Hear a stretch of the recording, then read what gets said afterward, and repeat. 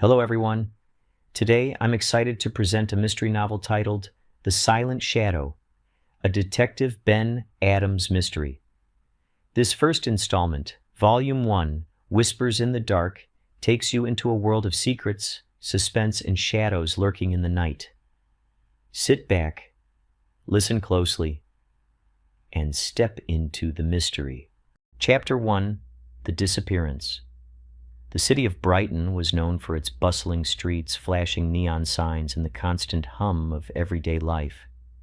But beneath the noise, there was a darker side, one that few people ever truly saw. Detective Ben Adams, barely 22 years old, had learned that lesson quickly. Despite his youth, his sharp eyes and analytical mind had made him a valuable asset to the local police force. Ben sat in his small, dimly lit office, the walls adorned with case files, photographs, and maps, all depicting the tangled web of mysteries he had already begun to unravel. He had always wanted to be a detective, ever since he was a child, fascinated by the stories of great minds solving the most complex of crimes. Now he was living that dream, but nothing could have prepared him for the case that lay before him. A call had come in early that morning, a report of a missing person. A young woman named Isabel Harper, 25 years old, had vanished without a trace. Her friend said she had been acting strangely the day before, muttering about someone following her. The last known location was a cafe in the heart of the city where she was supposed to meet a colleague, but she never arrived. Ben's phone rang, snapping him out of his thoughts. He picked it up immediately, his instincts sharp as ever. "Ben Adams," he said, his voice calm but focused. "Detective, we need you to take a look at this," a gruff voice on the other end responded. "The cafe where Isabel was last seen? There's something you need to see." Chapter 2. The Cafe. Ben stood outside the old cafe, a small, unassuming building with faded red brick and a cracked sign that read, "The Brewed Cup." It was the kind of place you might pass by without a second glance, but to Ben, it felt like the beginning of something much larger. Inside the cafe was quiet, with only a few regulars sipping their coffee. Ben approached the counter where the barista, a woman in her 30s, greeted him with a cautious smile. "Can I help you, detective?" she asked. "I'm looking into a missing person case, Isabel Harper," Ben said, his tone professional but gentle. "She was here yesterday. I was hoping you might remember her." The barista's face grew serious. "I remember her. She came in around noon, sat by the window, and ordered a latte. She seemed nervous, like she was looking over her shoulder the entire time. She kept glancing out the window like she was waiting for someone, but no one ever came." Ben nodded, his mind working quickly. "Did she leave with anyone? Did she mention anything unusual?" The barista shook her head. "No, detective. She left alone, but before she did, she looked right at me. She said, 'If anything happens, look for the shadow.'" Ben froze. "The shadow?" "Yeah, she said it twice, like she was warning me. Then she left. Haven't seen her since." Chapter 3. The First Clue. Ben left the cafe with more questions than answers. The shadow. It was cryptic, but something about it tugged at the back of his mind. He needed to dig deeper. Back in his office, Ben went over the information again. Isabel Harper had vanished, leaving behind only a vague warning. The cafe's location was close to a narrow alleyway that was often overlooked, a place where the shadows seemed to cling to the buildings even during daylight. Ben decided to investigate the alley next. As he walked through the dimly lit path, he noticed something strange.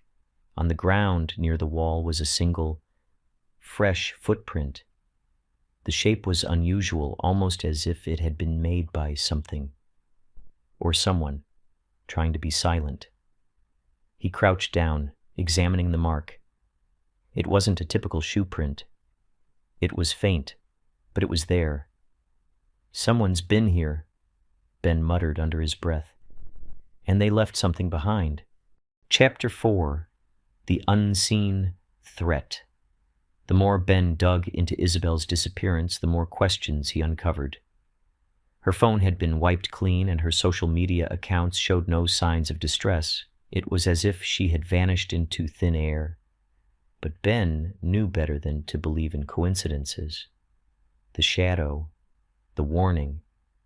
He couldn't shake the feeling that this wasn't just a simple case of a missing person. Something darker was at play here. Then, late one night, Ben received an anonymous tip. The voice on the other end was distorted, but the message was clear. "You're getting too close, detective. Stay away from the shadows, or you'll regret it." Ben felt a chill run down his spine. Whoever this was, they were watching him, but he wasn't about to back down. Not now. As the first volume of Ben's journey began, it was clear that this was only the beginning.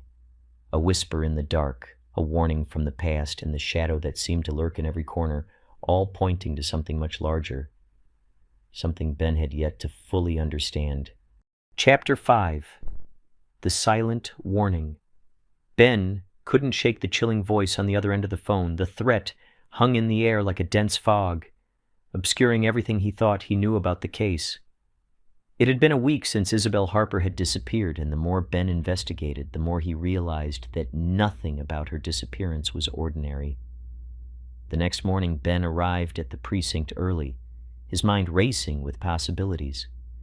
He sat at his desk, the dim light from the single desk lamp casting long shadows over his case files. His fingers tapped lightly on the desk as he tried to make sense of everything. The shadow, the footprints, and now the anonymous tip. As he scrolled through Isabel's background once more, a name caught his eye. Dr. Marcus Wynne. Isabel had mentioned him in passing to her friends, describing him as a mentor of sorts, someone who had been helping her with research for her job at a local tech company. But why hadn't anyone mentioned him before, and why did Isabel feel the need to warn others about the shadow? Ben needed answers. He grabbed his coat, made a few quick phone calls, and set off for Dr. Wynne's office. Chapter 6. The Doctor's Office. Dr. Marcus Wynne's office was located on the outskirts of Brighton, tucked away in a nondescript building with no signage. It was as if the doctor didn't want to be found, or perhaps was trying to keep his work under wraps. Ben knocked on the door and waited, feeling the weight of the mystery press down on him.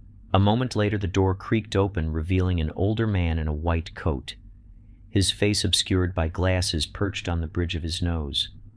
"Detective Adams?" The man's voice was calm, but there was an edge of curiosity to it. "Yes," Ben replied, eyeing the doctor carefully. "I'm investigating the disappearance of Isabel Harper. She mentioned your name before she went missing." The doctor's expression remained neutral, but Ben noticed a flicker of something, fear perhaps, in his eyes. "Isabel? I'm afraid I don't know what you're talking about, Detective," Dr. Wynne said, his voice wavering just slightly. Ben didn't believe him for a second. "She told her friends you were helping her with something. Research, I believe. I need to know what it was." Dr. Wynne hesitated, then stepped aside. "Come in, Detective. We should talk." Inside the office, Ben was greeted by walls lined with bookshelves, filled with dusty volumes of obscure texts and journals.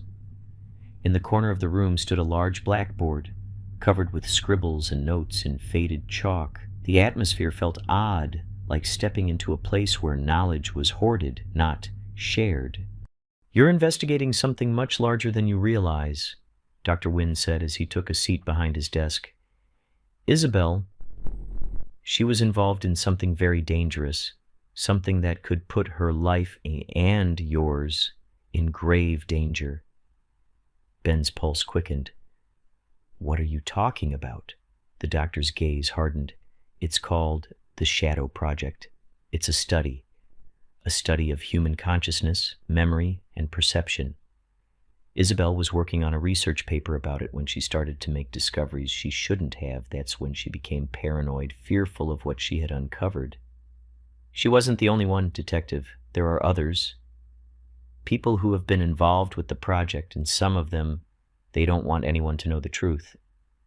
Ben leaned forward. What's the truth? What is this project really about? Dr. Wynne glanced over his shoulder, almost as if checking to see if anyone was listening. He lowered his voice. The project started years ago under the guise of a psychological experiment, but it became something else. They're trying to manipulate memory to create a kind of control. Isabel was close to uncovering the final phase of the project, but once she started getting too close to the truth, they came after her. Ben stood up abruptly. Who are they? Who's behind this? Dr. Wynne shook his head. I can't say, but I know one thing for sure. You're not just chasing a missing person. You're chasing something far more dangerous. Ben's mind raced. He had always suspected there was more to this case than met the eye, but he hadn't anticipated something like this. A secret project with the power to alter memories, manipulate minds, and hide the truth in plain sight. Chapter 7. The Pursuit. Ben left Dr. Wynne's office with more questions than answers, but one thing was clear. Whoever was behind the Shadow Project wasn't going to let Isabel or him get in their way. He felt like he was standing on the edge of something monumental, but he couldn't quite see the full picture. Back at the precinct, Ben began to dig into the people who might have been involved in the project. His first lead came from an unexpected source. A man named Adam Wright, a former employee of the tech company where Isabel had worked. Wright had been fired several months ago under mysterious circumstances, and no one seemed to know why. Ben tracked him down to a rundown apartment on the outskirts of town. The door creaked open when he knocked, revealing a disheveled man with a wild look in his eyes. Detective Adams, Wright muttered, his voice hoarse. You're looking for answers, aren't you? Ben nodded, stepping inside. I want to know everything you know about the Shadow Project. Wright's eyes widened. You shouldn't be asking about that, Detective. You have no idea what you're dealing with. Chapter 8. The Price of Truth. As the investigation continued, Ben found himself caught between the shadows of the past and the threat of an unknown enemy. With each new clue, he was pulled deeper into the web of deception until he couldn't tell who the real enemies were, the ones hiding in the dark or the ones who had been there all along. The Shadow Project had its tendrils in every corner of the city, and now it seemed that Ben was no longer just a detective. He was a target. The whispers in the dark were growing louder, and Ben knew that he would have to confront the truth, no matter what the cost.